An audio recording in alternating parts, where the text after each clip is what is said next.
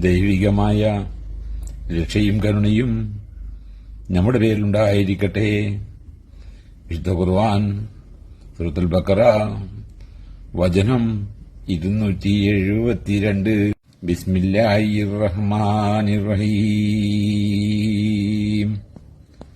ലൈസ അലൈക ഹുദാഹും വലകിന്നല്ലാഹു യഹ്ദി മൻ യശാഉ വമാ തുൻഫികൂ മിൻ ഖൈറിൻ ഫഇല്ല തുൻഫിസുകും വമാ തുൻഫികൂന ഇല്ലാ അബ്തിഹാഹ വജ്ഹല്ലാഹു വമാ തുൻഫികൂ മിൻ ഖൈറിൻ യുവഫ ഇലൈക്കും വഅൻതും ലാ തുദ്ലമൂൻ. അവരെ നേർവഴിയിലാക്കാൻ നീ ബാധ്യസ്ഥനല്ല. എന്നാൽ അല്ലാഹു ഉദ്ദേശിക്കുന്നവരെ നേർവഴിയിലാക്കുകയും ചെയ്യുന്നു. നല്ലതായി എന്തെങ്കിലും നിങ്ങൾ ചെലവഴിക്കുകയാണെങ്കിൽ അത് നിങ്ങളുടെ നന്മയ്ക്ക് വേണ്ടി തന്നെയാണ്.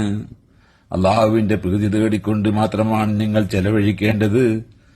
നല്ലതെന്ത് നിങ്ങൾ ചെലവഴിച്ചാലും അതിനുള്ള പ്രതിഫലം നിങ്ങൾക്ക് പൂർണ്ണമായി നൽകപ്പെടുന്നതാണ്. നിങ്ങളോട് ഒട്ടും അനീതി കാണിക്കപ്പെടുകയില്ല.